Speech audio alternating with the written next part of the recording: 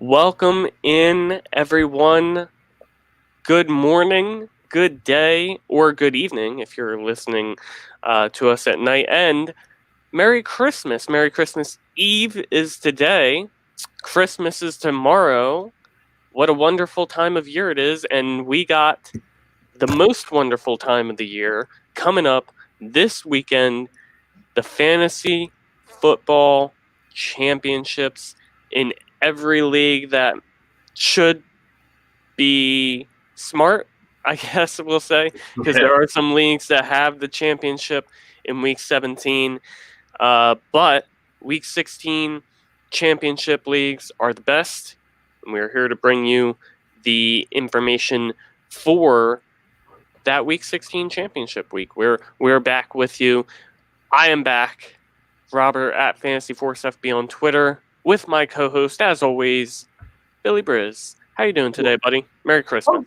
Merry Christmas to you, Rob, man. I'm doing good, man. I'm glad to see my buddy back on the pod. I was going to go solo pod last week, but I had finals week and stuff like that. It's had a lot of different things going on. And it's just not the same when I'm not with my man, Rob, doing the podcast. Because for the people that don't know, we've been talking about fantasy, like just conversations for years on years on years. So it's just not the same bouncing off ideas. I feel like I would have gotten too crazy, too hot takey, and that's why we skipped out on last week because my boy Rob got married. Congrats to Rob. Make sure you give him a congrats over there at Fantasy Force FB. You know what they say? Some people are complaining about 2020 as one of the worst years ever, and to be honest with you, with me and you, man, I feel like it's one of our better years yet. Yeah. You know, I have a history of, I mean, yes, getting married obviously is fantastic. Very, thankful for my now wife and everything.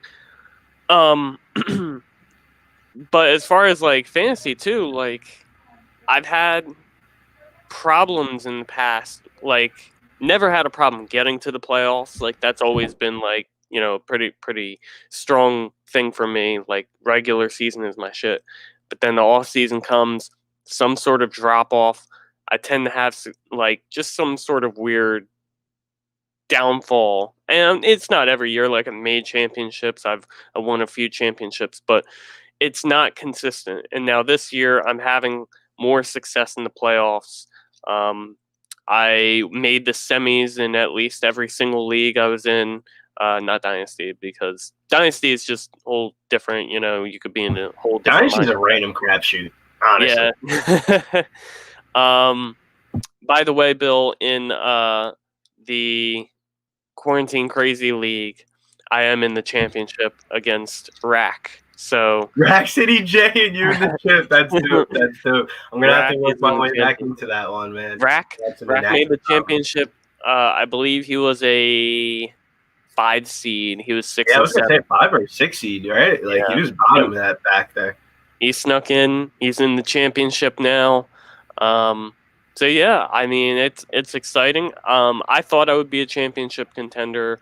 I didn't think Rack would make it to the championship. There's a few other teams in there that were better off, but he had a good week last week, and it paid off. It paid off for sure. Like I said, I made the championship in a few other leagues too, so I just felt more comfortable with the success I had this year, and I think the work that we put in here too during the season helps a lot too, because it just brings a light to things, like, oh God, my phone dropped. Sorry about that. But it brings a light to things, like we're consistently talking about fantasy here on the podcast, consistently talking about news and guys that we like, and it gives you different sort of perspectives. Like you give me different sort of perspectives all the time. Like I may not have been thinking about a guy like this, but the way that you describe, the way that you break it down, and I hope I do the same for you, and I hope we both bring that same perspective to all the listeners here. For sure, man. We want to keep on bringing you guys this content, man. Shout out to Detroit Beastie over there, one of our regulars, man. Oh yeah, definitely. Always here. Merry Christmas. Probably have like a end of pod probably after the playoffs and stuff like that, of like the best moments in the podcast. So definitely like the Family Feud is definitely going to start that off. That's one of my favorite episodes. Yeah, for sure. We'll have to look back. We got a lot to look back on this season. We got plenty of time to do it. So for sure. And Detroit Beastie, like you said, a regular on the podcast. He'll be back again soon. I haven't been in contact with you, Chris, but I will. Don't be sure of that. I will. All right. So, thanks again to everyone tuning in. I know Christmas Eve, football. They go hand in hand. I think. Yeah. Christmas games this year, man. There is a Christmas game this year, Saints and Vikings. I mean, it's a game. I don't know. Vikings are kind of out of the playoffs now, but yeah, for sure, it's definitely excited. And then Earl of Pigskin, Merry Christmas, gentlemen. Thank you, Earl, for you and your comment, and Merry Christmas to you as well. Very thankful for a lot of things this Christmas year, and there's a lot to be thankful of, and you always have to remember that. All right. As always, follow us on Twitter at Dynasty Force Pod, Dynasty Force Podcast on YouTube. We are here every Wednesday. Today is Thursday, I know, but normally it is Wednesday at 6 p.m. Eastern, and we will get back into that swing of things. And we are going to continue into the off season. We might take random breaks here or there for different little reasons, but we'll always communicate that with you on the podcast, on Twitter. So just if you want to, stay on top of things, follow us over there. There is one more thing that I want to shout out with our Dynasty Force Twitter, and that is at Dynasty Dorks. Yes, that's at Dynasty Dorks. I just wanted to make sure I had it right. But Dynasty Dorks Twitter, they have a holiday fantasy giveaway right now. There is a prize pool below, and we are in that prize pool.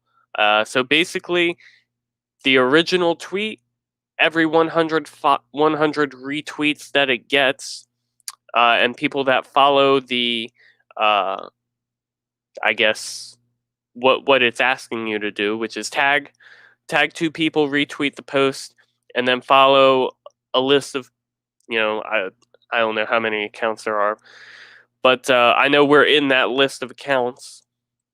And then once you follow everyone, we get 100 retweets on the tweet.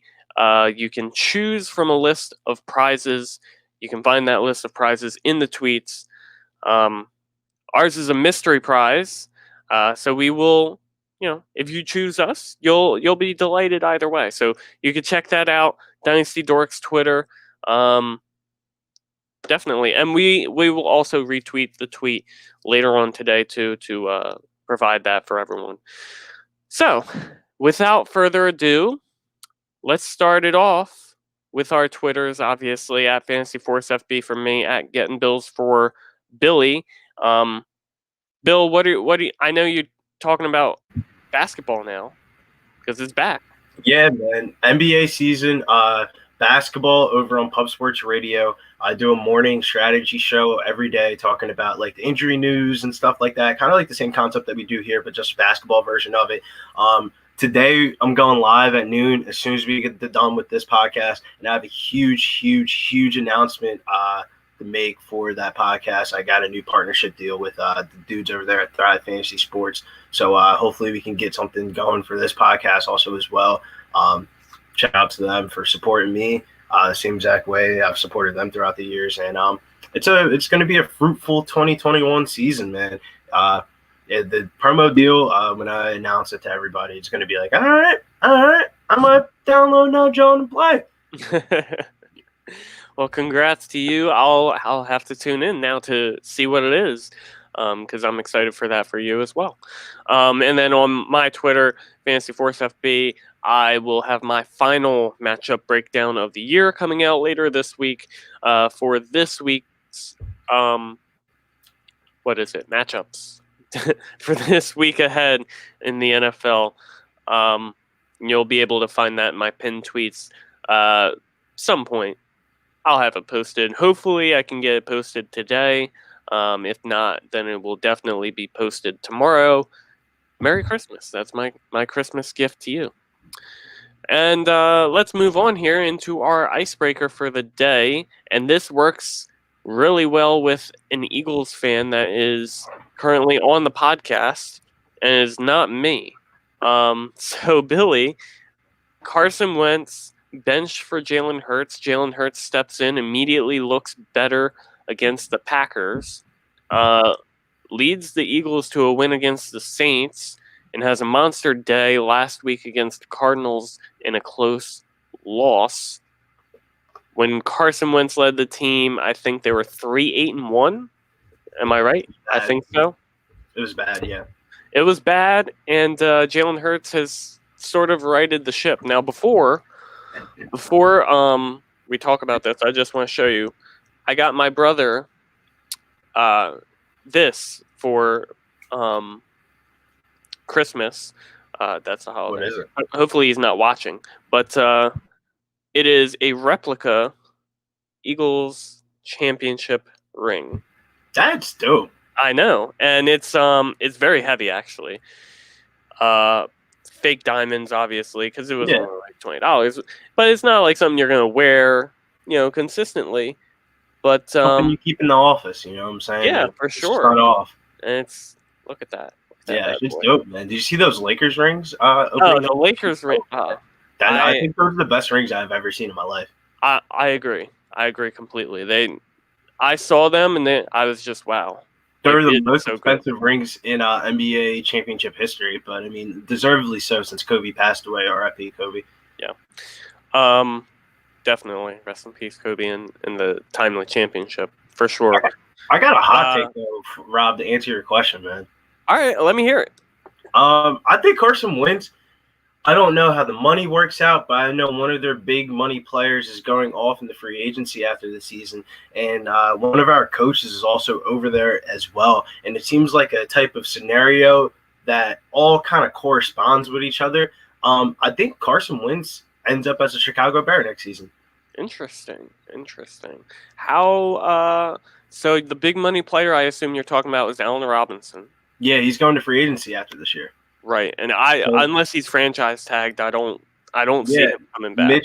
Mitch is going to free agency this year, and I think Foles' deal is done after this year too as well. So they're definitely in a market for a quarterback. So I would definitely see a guy like Carson Wentz teaming up with one of our former coaches over there and riding the ship, because it's not like the Bears team is really bad. They're just missing a quarterback.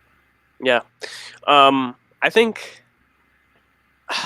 I don't think Nagy gets fired. I think there was a point in the season where he could potentially have been fired, but they've started winning more recently. They're in the playoff picture. A big win last week against Minnesota.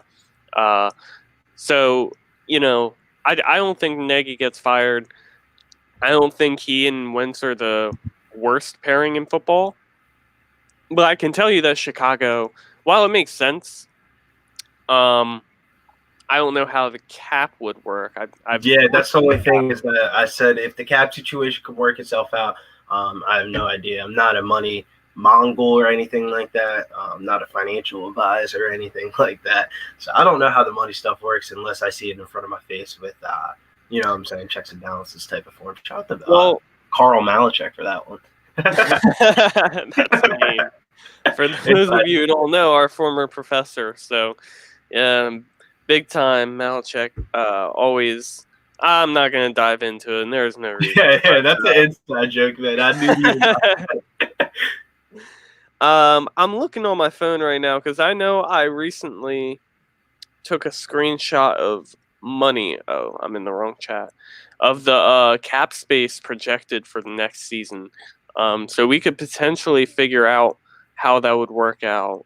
But you also don't want to pick a team that has no quarterback, because more times than not, they're going to draft a quarterback because the rookie salary quarterback is like cheat code to get to a championship team at a cheap cost. Hence why you've seen so many teams of recent years run out their rookie so early, because the way the new contract clauses and stuff are, I think the biggest value is the rookie quarterback. Because, like, for example, Patrick Mahomes played in a championship Super Bowl game and it was like not even a top 30 paid quarterback at the time. Like, it's ridiculous, man, these rookie contracts. Because, Sam Bradford had to jack it up for everybody after he got hurt.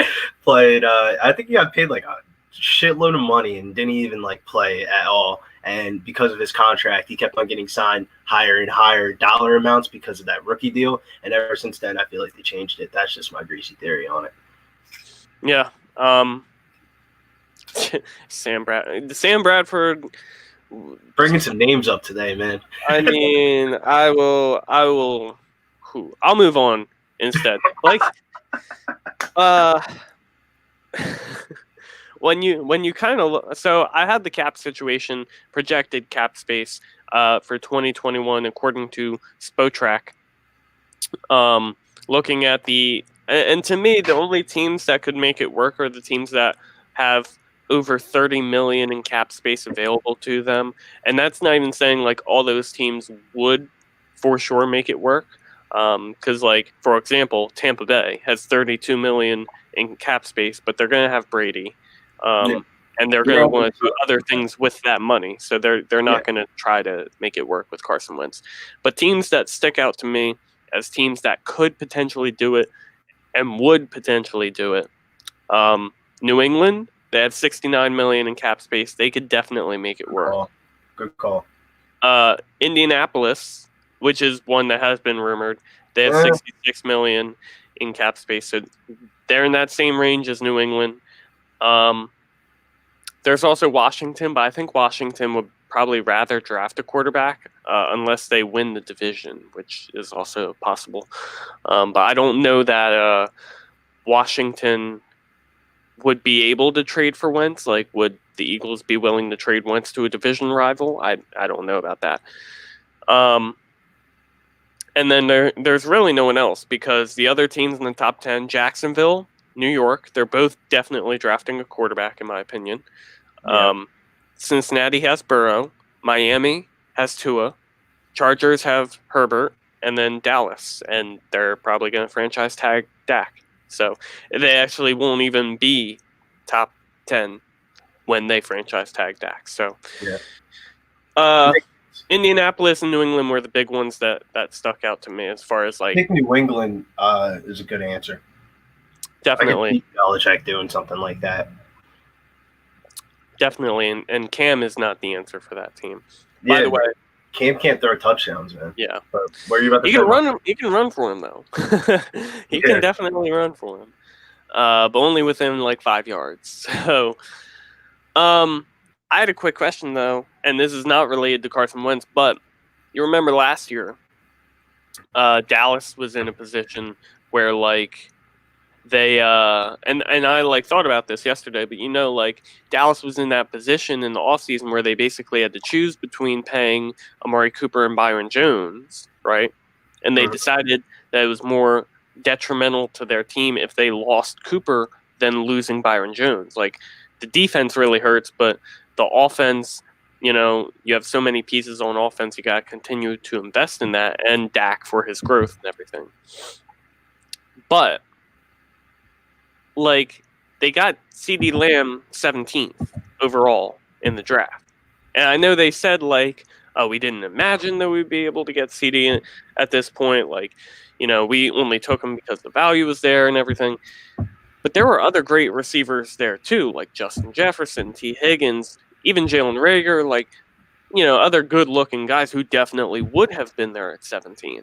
So I think my question is, like, would looking back, do you think it would have been smarter for Dallas to sign Byron Jones? Because I don't know what it is about Dallas, man, but they just like fall in love with these like college superstar players and stuff like that, and they play NFL sometimes like Madden and not like an NFL team. Because, for example, like, bro, the same exact question that you just asked me reminds you of the situation that they had when they could have got Jalen Ramsey over Zeke, bro. Like, Tony Pollard is just more enough fine running back. You can find running backs anywhere nowadays. The lifespan on them aren't really that long. A running back isn't going to make or break your team. Ask the New York Giants about that one.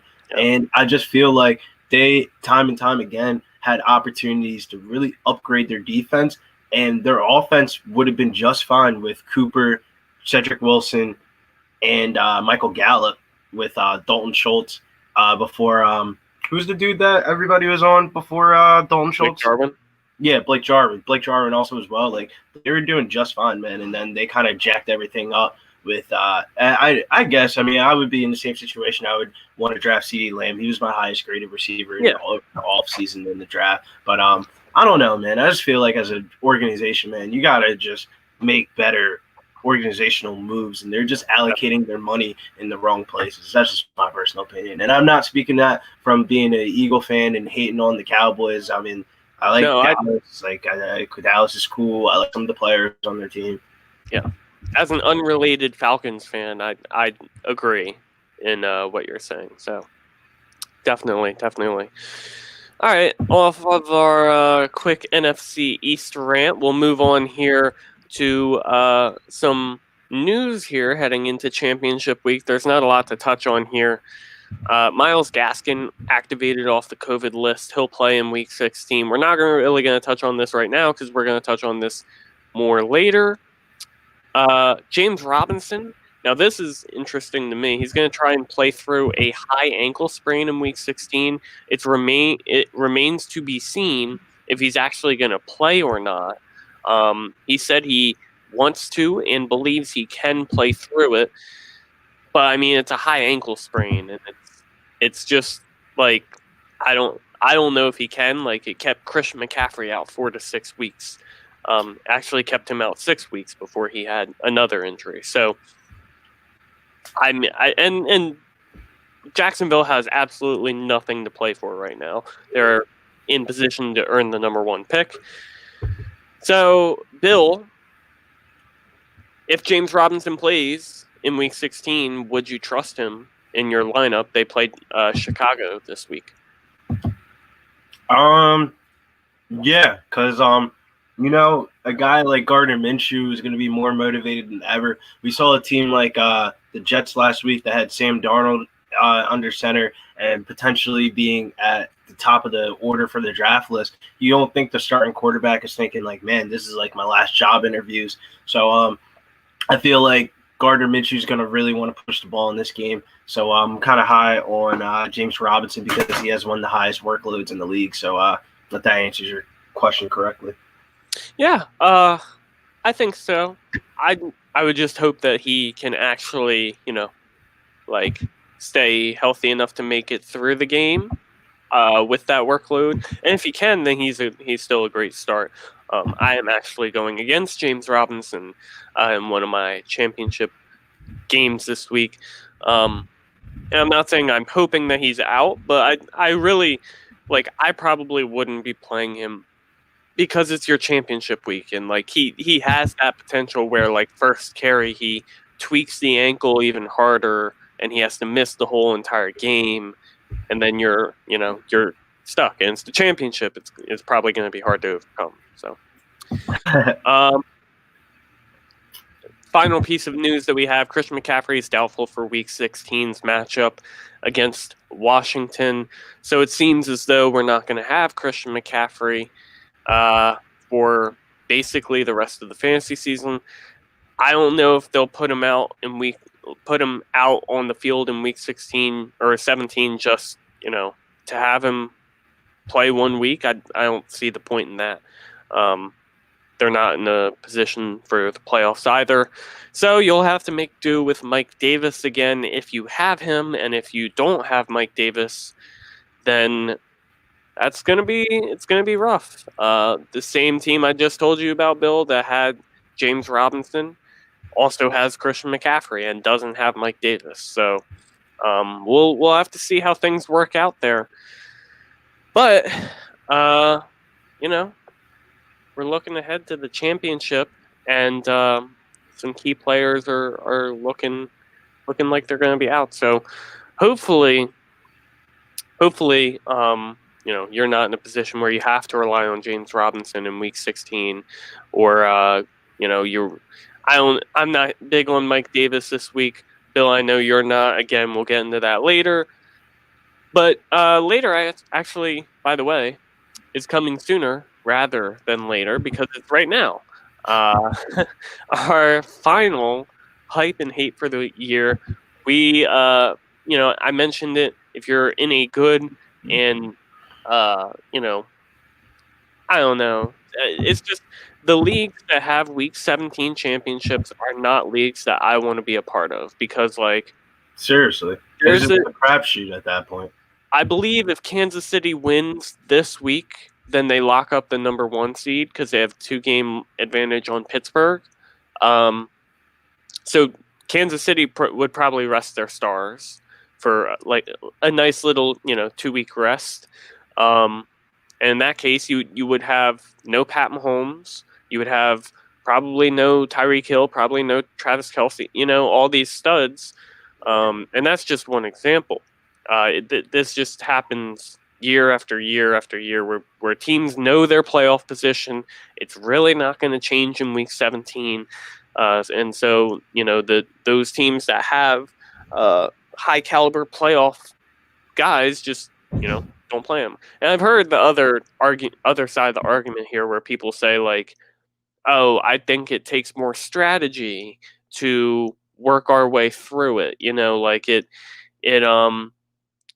requires you to be a better owner and to have to navigate the waiver wire. But if your team is carried by a guy like Tyreek Hill, who's the number 1 wide receiver in fantasy football right now, your team is carried by a guy like Tyreek Hill all season. You shouldn't just not have him when you need him the most. So I disagree with Week 17 championships completely. Will be available on Twitter or even on the pod. Live on the pod, you can come on and ask any questions you have, or you can DM us. Bill's Twitter on the screen at Getting Bills, my Twitter at FantasyForceFB, the show's Twitter, Dynasty Force Pod. You can hit us up. You can do whatever you want if you have questions for us for next week's matchups. But we're not going to be covering it exclusively because most people do not have Week 17 championships. And yeah, basically. So this will be our final hype and hate for the year, which hurts to say, but here we are, championship week. We're here when it matters most. Bill, I'll let you lead it off here at the quarterback position. Yeah, man. I don't want to sound like a homer or anything. You don't at this point. I don't do the homerism stuff. In the fantasy community, sometimes we can't really root for our own team because the way we have things set up, we probably got 8 different people playing against them or something like that. Right. But all jokes aside, though, I really do think Jalen Hurts is. I'm hyping up Jalen Hurts for this one, man. To be honest with you, man, he looks like a potential league winner this year after just 2 weeks. A 4-touchdown performance against the Cardinals really propelled the second rounder into the top spot for me this week for fantasy owners in their finals.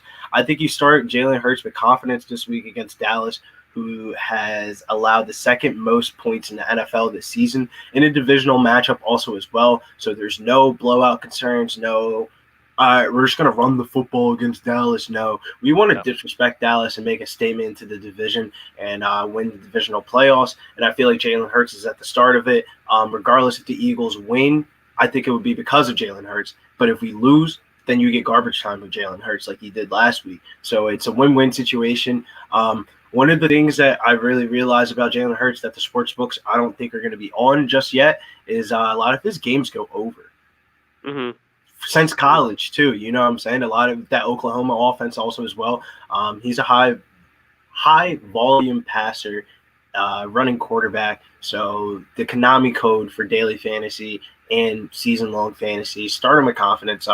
Thoughts, opinions. Who are you hyping up for the quarterback position this week? Just a quick note here. Jalen Hurts over the last 3 weeks is the quarterback 7. If we count just the past 2 weeks with his 2 starts, he's the quarterback 2. So I know like he had a huge blow up week last week, but he was also very successful the week before. So I would be starting Jalen Hurts with confidence in this matchup against Dallas. I'm hyping up a guy that I never thought that I would be hyping up in Week 16, championship week, and I'm hyping him up for a reason, because I truly believe in him. I mentioned throughout the show that I'm in 2 championships myself in redraft leagues. I'm starting this quarterback in both of those championship leagues, and it's Baker Mayfield for the Cleveland Browns. Bill's smiling Baker over there. time! It's Baker time! Bill's happy because, all right, for those of you who have not followed us throughout the season, Bill and I debated Baker heavily in the offseason. He thought Baker would he thought Baker would be successful for fantasy. I thought he was going to be more like a Kirk Cousins type of guy, which is, he'll have his weeks. He'll be, okay. He'll probably finish as a top 15 guy, but he's not someone that you want to start regularly. Which I mean, in Superflex would make him valuable, but in normal redraft, it's not something you want to heavily invest in. So here I am now, Baker Mayfield ahead of a matchup against the New York Jets, who have played a little better recently, but they're still not great against the quarterback position. Last week, very surprising finish against the Rams. But I think Cleveland is just a much different football team. They're very well coached. I think Kevin Stefanski is the clear-cut coach of the year, whether Cleveland wins out, makes the playoffs, wins the AFC North or whatever, or if who is it? If they lose out, or I'm sorry, if Cleveland loses out 10-6, even misses the playoffs, I think Kevin Stefanski is still like a shoo-in for coach of the year because the turnaround of that franchise after years of being, bottom, dumpster diving teams, and now they're actually having success. So, by the way, over the last 4 weeks, Baker Mayfield is the quarterback 3 overall, averaging close to 25 points per game. In a great matchup, I think Baker is someone that is a very good streamer in redraft leagues. I'm hoping that I don't get bit by Baker Mayfield here in Week 16. My one time of really trusting him. We'll have to see how it goes. Bill, running back position, pretty hyped for. The running back position here, man, I hope I don't surprise too many people here. I know he isn't the sexiest names of sexy names, but Melvin Gordon, dog. Revenge spot here for Melvin Gordon. Denver versus the Los Angeles Chargers. I love Melvin Gordon here in this spot. For those people that watched that Island game last week, that really highlighted, I feel like, for the whole entire world that doesn't really watch a lot of Chargers games. I'm damn near might be a Chargers fan the amount of times I bet on the Chargers. But, man, their run defense sucks, dude. And I feel like Melvin Gordon is definitely going to be force-fed the ball here. Denver isn't really playing for a lot, but they're playing for the divisional game here. You know how the divisional matchups always go. They're always ugly, a lot of running the football, unpredictable. And I feel like Melvin Gordon revenge spot here. Love it for Melvin Gordon. So he might be a guy that's sitting on your bench that you're like, damn, man, I wish I didn't draft Melvin Gordon. He might be on your bench right now. I would definitely give him a start this week in the flex or something like that for those ESPN leaguers out there, or even as an RB2. I think he should be a top 20 running back this week. Yeah, I can agree with that. Did you see Drew Lock's recent quote? No, I did not see Drew Lock's recent quote. He said, if we can get one more year with this offense put together, the sky's the limit for what we can do. Was he trying to extend his career one more year? I don't think he's the answer. It was just funny because you look at all these stats.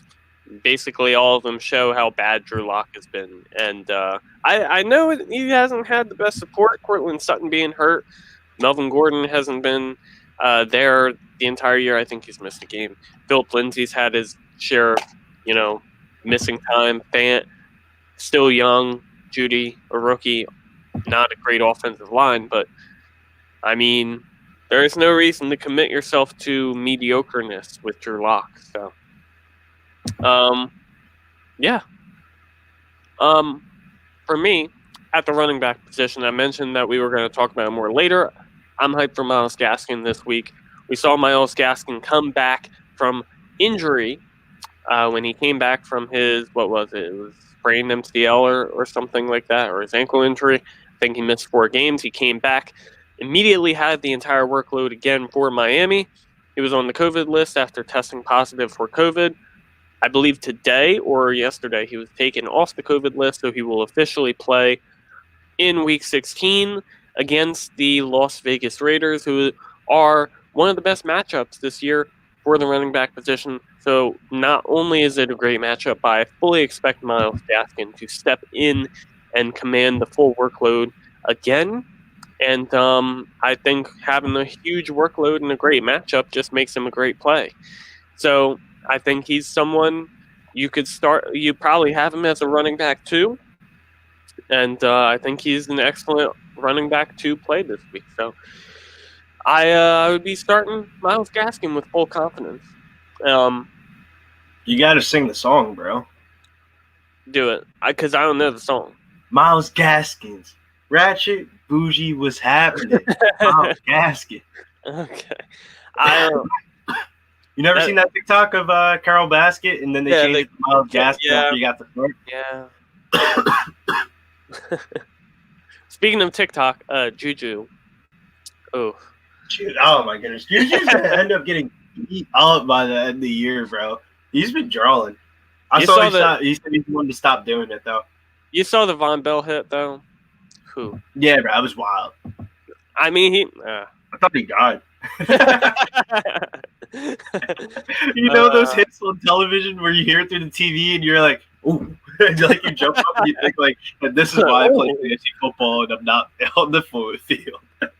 You know that one commercial where it's like, you get to experience a real life James Harrison tackle, and then like James Harrison throughout the house.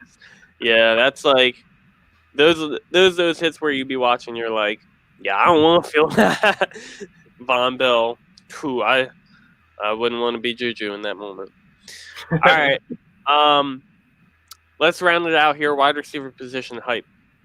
Yeah, man. This is one for. I feel like this is a universal one.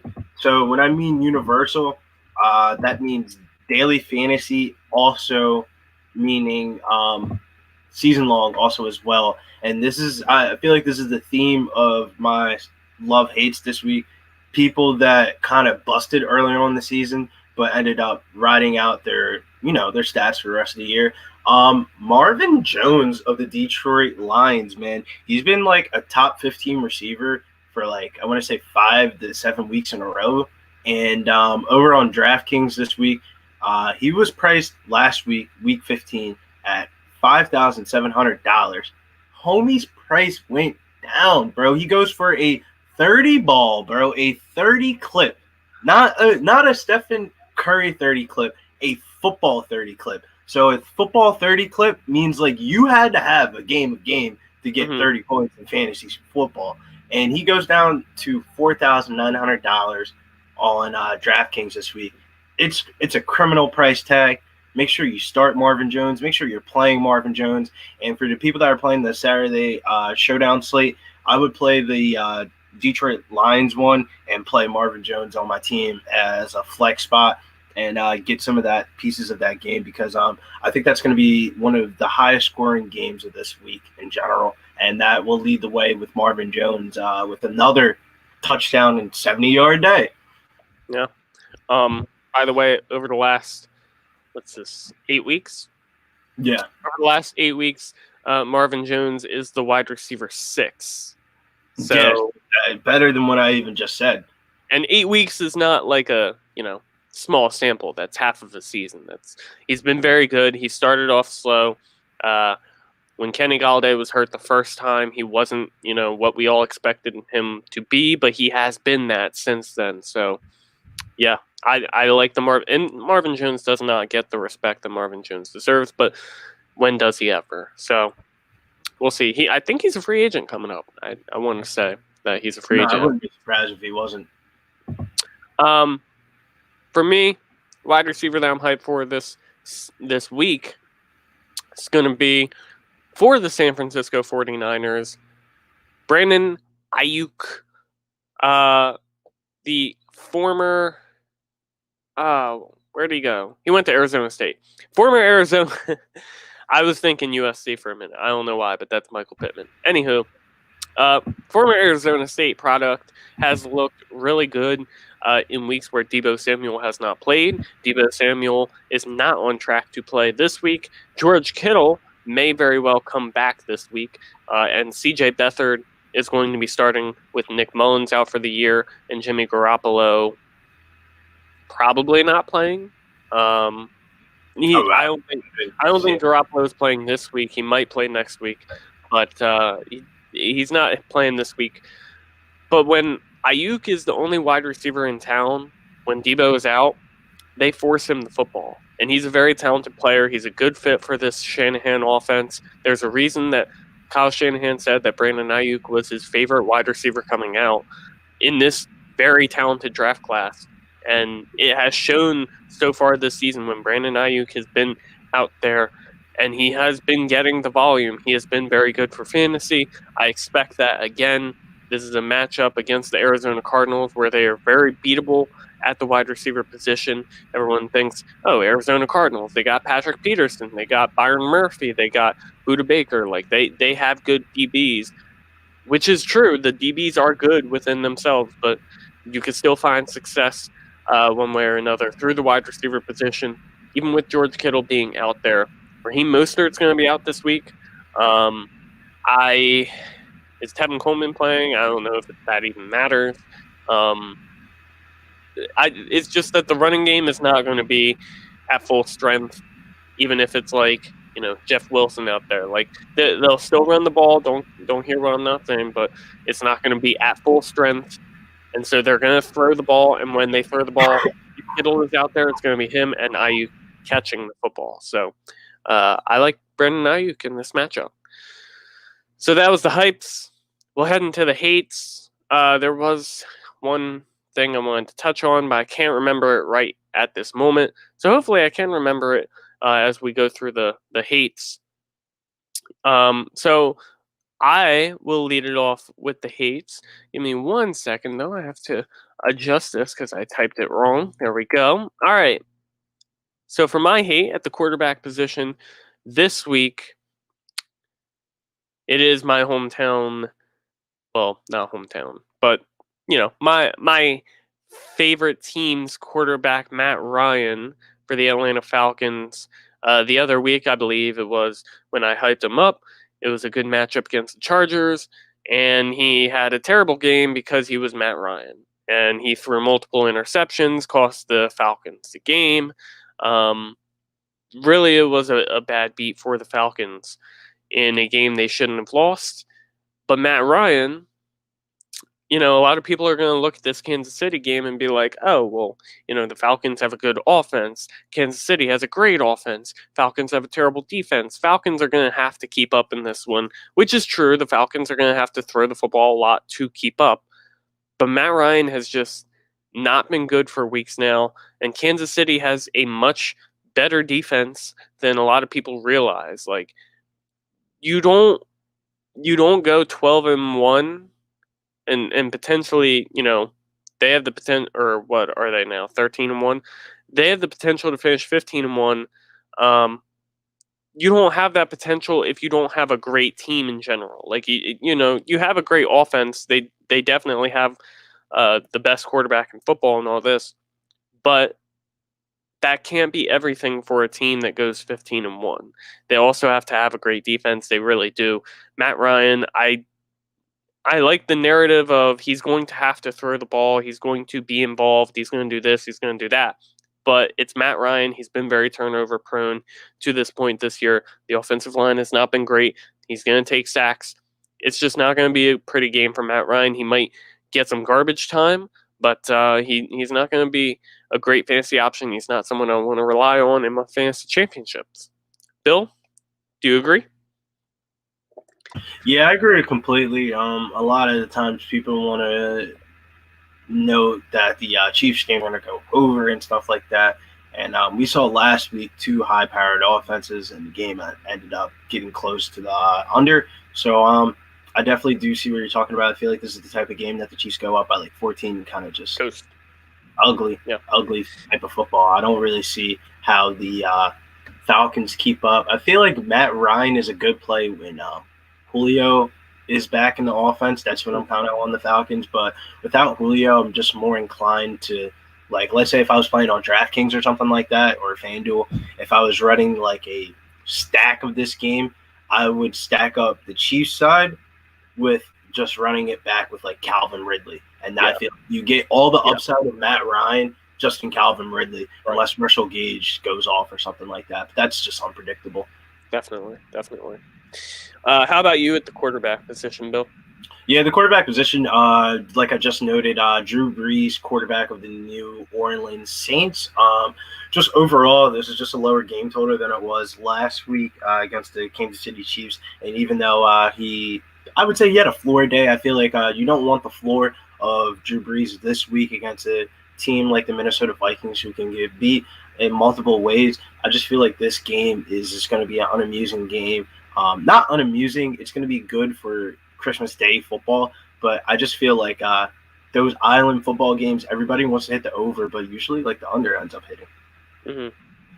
Yeah, I could see that. And Minnesota, like I want to say, gave up 33 points last week to Chicago. But a lot of that was David Montgomery on the ground. I know Mitchell Trubisky is not Drew Brees, but I think the way that you beat Minnesota of recent has not necessarily been through the air. Their corners, while they're young, they've sort of adjusted more to the NFL, and the defensive line that they have has not. So that's, kind of transition. And when you have Alvin Kamara and Latavius Murray, they could definitely manage on the ground. So, and Breeze did not look great last week. He saved himself and me because I had him starting in a few spots, and he really came through in garbage time. But, I wouldn't be betting on Drew Brees this week. I'm taking Baker Mayfield over Drew Brees myself. That's the swap that I made. Would you agree with that, Bill? Yeah, I would agree with that. Cleveland has definitely improved their offense of recent and putting up very high point totals. Yeah. At the running back position, for me, I'm going to touch on Kenyon Drake, running back for the Arizona Cardinals. They go up against the San Francisco 49ers this week. If you know, last season, Kenyon Drake had his best games against the San Francisco 49ers. But Kenyon Drake has just been in kind of a different running back this year. He hasn't been super involved in the receiving game. That's been more Chase Edmonds' territory. Chase Edmonds did play last week and received a decent amount of work. His normal workload, I would say. Kenyon Drake, you're going to have to rely on him likely to score a touchdown. I think that San Francisco is going to try to handle this game as best as they can defensively. This is going to be, like you mentioned with Vegas and the Chargers. No, I'm sorry, Denver and the Chargers. This, I believe, is one of those gritty divisional matchups that can really just grind it out. I wouldn't be hoping for the over. I think if anyone's going to have success in this one, it would be Kyler Murray and DeAndre Hopkins, but I really wouldn't be looking beyond those two for fantasy options in this one. How do you feel about Kenyon Drake this week, Bill? Yeah, I was kind of on Drake last week, but, man, I just feel like Chase Edmonds cuts into his upside so much that I don't even play Drake anymore. Drake was great when Drake was getting a lot of work through the air as well. Last season that was, but this season it's just a very different situation where he's a horse on the ground, but Chase Edmonds does cut into a lot of the targets, and it just, like you said, it limits the upside. He had a great stretch of being a great running back, came with a lot of touchdowns. I just don't know that I can necessarily bet on touchdowns in a bad matchup, what I would project to be a low-scoring game, personally. Running back position for you, Bill. You have two of them, but I'll let you hit on your first of them. Yeah, man. The first one that I'm going to talk about, we noted this one in the early part of the video, was the Carolina Panthers running back, and it's confirmed it's going to be Mike Davis, and Mike Davis is the confirmed hate for this week. I just don't like the spot here for Carolina. Just a team that seems like they're just not inspired to play football anymore. They just want to wrap up the season, especially a couple days after Christmas and stuff like that. You know, holiday season, you start getting comfortable seeing your family and stuff like that. And it's just, I just don't like the spot here, man. It's just an ugly high over under also as well. They're playing Washington in Washington. You know how those Washington games go in Washington, where the defensive line just kind of controls the game, and it turns out to be like a 21-14 type of game. And I just don't see, I even though the Panthers could win this game, I don't see Mike Davis being the guy that you missed out on, and that's the reason why you didn't win your fantasy championship, is what I'm saying. Yeah, I agree with that. Mike Davis hit a few weeks ago in the matchup against, was it the Packers?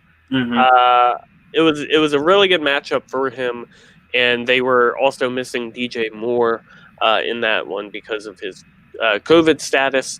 Last week, DJ Moore came back, and it wasn't the best matchup for Mike Davis. It's a very similar situation this week. So yeah, I wouldn't be excited to play Mike Davis in this one either.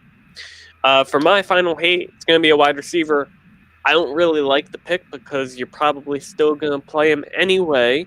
And he's definitely like not the guy that I'm going to pick normally to hate on, because he's the type of guy that will hit one big play and make it all, worth it.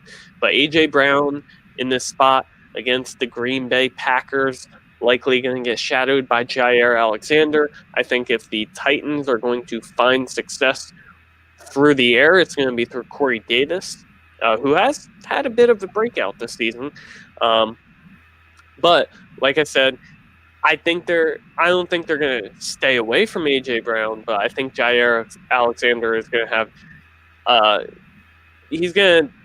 I'm not going to say lock down A.J. Brown, but I think he's going to take advantage in this spot. He's going to show that, he's one of the more underrated corners in all of football.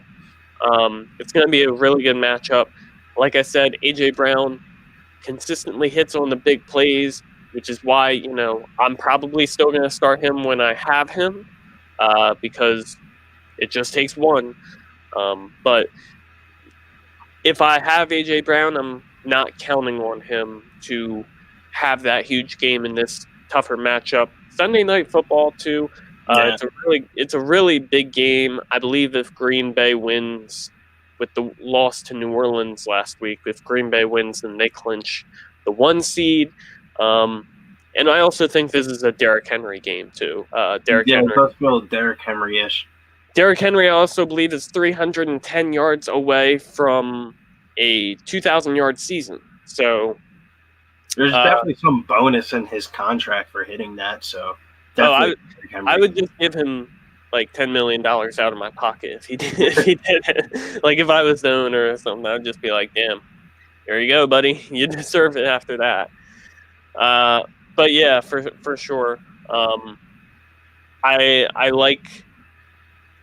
I don't like Corey Davis in the spot. I don't think he's the best play, but I think if Tennessee is going to find success through the air, it's going to be Corey Davis rather than A.J. Brown. And you sound like you agree with me for the most part. Like I said, not particularly. I'm a big A.J. Brown guy. I like some money last week, man. I rolled out a Tannehill stack with Tannehill, Brown, Davis, ran it back with Swift and Hawkinson, and that just did numbers for me last week. Except the Hawkinson part, where Hawkinson part was because I had Tony Pollard.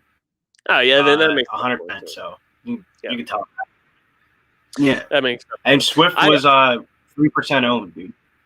Yeah, wow, that's crazy. Well, because of price. No, they just didn't know if he was going to play or not. He got ruled in right before the game started, and I was like, "Yep, I'm running this in single entry GPPs because nobody's going to have that. Everyone's going to be playing Derrick Henry." Yeah. I played obviously Derrick Henry in cash, but yeah, I definitely do see what you're saying though. I think overall as a team, man, though 56 point over under, the highest total on the board for this week. I don't really want to fade anybody from this game in general. I like Robert Tonyan in that game. The only person I would fade would be like Jonnu Smith. I like a lot of pieces in that game, and AJ Brown's being one of them. I don't really care about the Jair Alexander matchup. I'm not a big person that really reads into the cornerback wide receiver matchup unless it's like I think it's more of like a physical type of thing. So I try to match up the 40 numbers or like the height and weight and reach and stuff like that, because you see some guys like Tyreek Hill, who's like always undersized against some of the best corners in the league, dude. And he just fucking boom, out, gone every time. Doesn't matter. In the same exact way with DK Metcalf, bro. Like DK Metcalf, matchup proof besides one person. Yeah. Yeah, he's been phenomenal this year too. All right, you want to round us out here, Bill? Running back position. Yeah, man. Who's the running back that I picked? The second one. Yeah, Jonathan Taylor. That's the reason why. He was so ugly. He's so ugly. I couldn't even think of his name. Man, dude, you know what's crazy, man? Last week in the fantasy community, dude, for the DFS, man, people were hyping up Jonathan Taylor, bro. And I was just like, yo, like, he's in a good spot. But, like, dude, you don't ever know what the fuck the Colts are going to do at the goal line. They could bring Raheem Hines, and Jonathan Taylor might not play a lot. Jonathan Taylor might have looked at somebody the wrong way or something like that, and they'll take him out the goal line. He might have pissed the wrong way or something like that, and they'll take him out on the goal line. Shit, he could have been listening to his music too loud on the fucking bus to the game. That's the reason why he didn't get the goal line touches. Nobody knows why he doesn't get the goal line touches, and why even think about it anymore. It's the end of the season. If you're in Dynasty leagues, I guess it's different because I'm still high on Jonathan Taylor for Dynasty. But for season long, bro, like easiest fade of the week, man. Jonathan Taylor, sit him against the Steelers. People like to think the Steelers are a very high-scoring team, but just watching their games for the last 4 to 5 weeks, bro, their offense has been putrid.